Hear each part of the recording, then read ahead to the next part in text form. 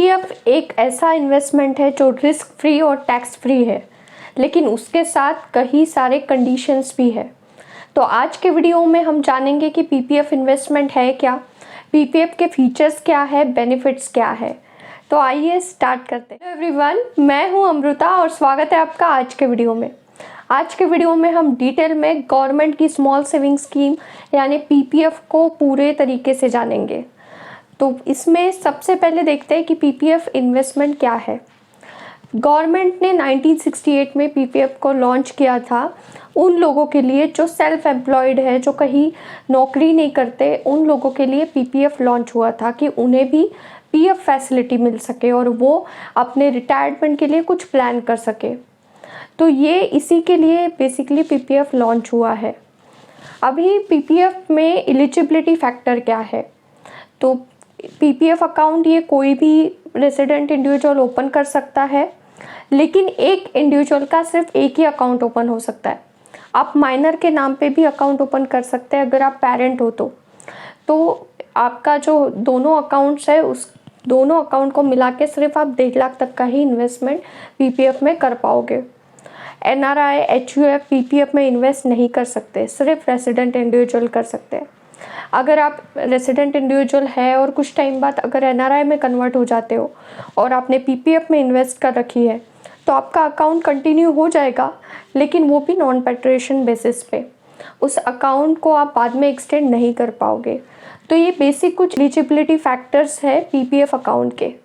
अभी हम बात करेंगे इन्वेस्टमेंट अमाउंट की।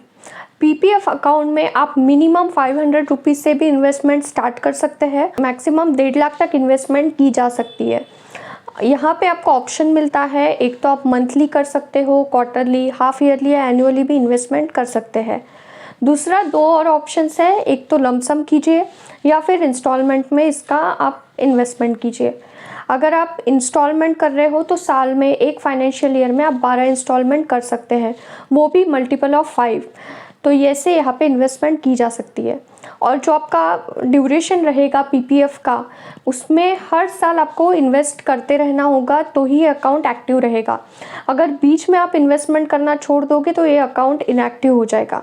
लेकिन इसका कोई टेंशन लेने का ज़रूरत नहीं है, क्योंकि ये इनएक्टिव अकाउंट भी एक्टिव किया जा सकता है। एक मिनिमम आपको पेनल्टी चार्ज होती है, अगर आप वो पेनल्टी पे कर देते हो तो वापस से आपका ये अकाउंट आप स्टार्ट कर सकते हैं। नेक्स्ट है मैच्योरिटी पीरियड। तो पीपीएफ एक 15 ईयर का डिपॉजिट है, मतलब 15 ईयर्स इसकी मैच्योरिटी पीरियड है। लेकिन यहाँ पे अगर आपने मान लीजिए 1 मई 2022 को इन्वेस्ट किया तो आपका ये जो फाइनेंशियल ईयर है 1 अप्रैल 2022 टू 31 मार्च 2023, ये फाइनेंशियल ईयर में आपका फर्स्ट ईयर कंसिडर नहीं होगा, क्योंकि ये ईयर 0 माना जाता है। तो आपकी जो इन्वेस्टमेंट रहेगी वो 1 अप्रैल 2023 से लेके 31 मार्च 2038 तक की रहेगी। तो ऐसे ये वर्क करता है और 15 ईयर्स का यहाँ पे मैच्योरिटी पीरियड है। अभी बात करेंगे हम जॉइंट होल्डिंग और नॉमिनेशन फैसिलिटी की। तो आप पीपीएफ अकाउंट जॉइंट में ओपन नहीं कर सकते, एक इंडिविजुअल का सिंगल होल्डर अकाउंट ही ओपन होता है। लेकिन आप नॉमिनी रख सकते हो। नॉमिनेशन फैसिलिटी जब आप पीपीएफ अकाउंट ओपन करते हो तब भी अवेलेबल होती है, या बाद में फिर अगर आपको नॉमिनी चेंज करना है तो वो भी आप कर सकते हैं। अभी देखेंगे कि ये अकाउंट आप ओपन कैसे कर सकते हो। तो कोई भी ऑथराइज बैंक या फिर पोस्ट ऑफिस के साथ पीपीएफ अकाउंट ओपन होता है, या फिर कुछ बैंक आजकल ऑनलाइन भी पीपीएफ अकाउंट ओपन कर देती है। इसके लिए डॉक्यूमेंट्स कौन से लगेंगे ये हम देखते हैं। आपका ID proof, address proof, pan card, ये बेसिक आपके डॉक्यूमेंट्स लगेंगे।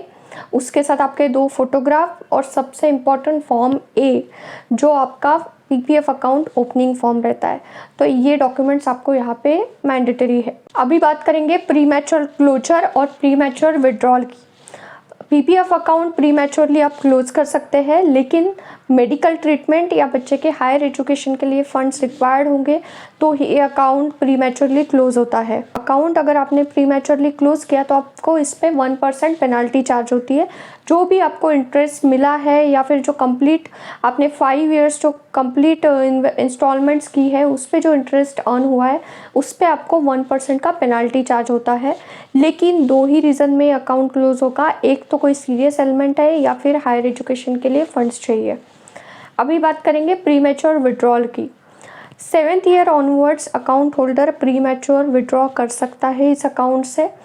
जो भी 4th ईयर या फिर जो प्रीसीडिंग ईयर का लोअर बैलेंस रहेगा उसका मैक्सिमम 50% आप विड्रॉ कर सकते हैं। अकाउंट का जब मैच्योरिटी हो जाता है उसके बाद इस अकाउंट को आप एक्सटेंड कर सकते हैं। 5 इयर्स के ब्लॉक में ये अकाउंट जो है एक्सटेंड होता है। तो यहाँ पे आपको विथ कंट्रीब्यूशन करना है या विदाउट कंट्रीब्यूशन करना है, ये आपके ऊपर डिपेंड रहता है।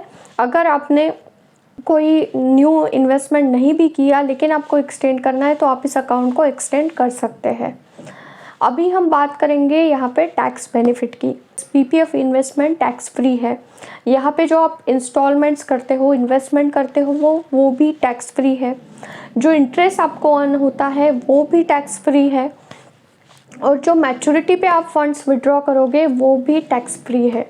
तो ये इन्वेस्टमेंट आती है under section 80C income tax act plus exempt इस टैक्स रिबेट के अंडर आपको यहाँ पे टैक्स बेनिफिट मिलता है। अभी हम बात करते हैं लोन फैसिलिटी की। पीपीएफ इन्वेस्टमेंट के अगेंस्ट में आप लोन भी अवेल कर सकते हैं। 3rd फाइनेंशियल ईयर से लेके 6th फाइनेंशियल ईयर तक आप इस इन्वेस्टमेंट के अगेंस्ट में लोन फैसिलिटी अवेल कर सकते हैं। अभी इंटरेस्ट कैसे अर्न होता है इस इन्वेस्टमेंट पे, तो ये गवर्नमेंट की स्कीम है, इसलिए गवर्नमेंट क्वार्टरली इसका जो रेट ऑफ इंटरेस्ट है वो अनाउंस करती है। ये इंटरेस्ट कंपाउंड होता है मंथली बेसिस पे। लेकिन यहाँ पे एक चीज़ ध्यान में रखने लायक है कि अगर आप किसी भी मंथ की 5th से last day of that month अगर इन्वेस्ट किया तो उस पर आपको इंटरेस्ट अर्न नहीं होगा। अगर आप 1st to 5th में इस 5 दिनों में अगर आप इन्वेस्ट करते हो तो आपको इंटरेस्ट अर्न होगा। तो ये चीज़ यहाँ पे ध्यान में रखने लायक है। तो ये था हमारा आज का वीडियो पीपीएफ इन्वेस्टमेंट के रिगार्डिंग। आई होप कि आपको इस वीडियो से काफ़ी इन्फॉर्मेशन मिली होगी। एंड अगर आपके कुछ डाउट्स हैं तो कमेंट सेक्शन में ज़रूर लिखिएगा। हम जल्दी मिलेंगे नेक्स्ट वीडियो में एक इन्फॉर्मेटिव वीडियो के साथ। Thank you so much for your time.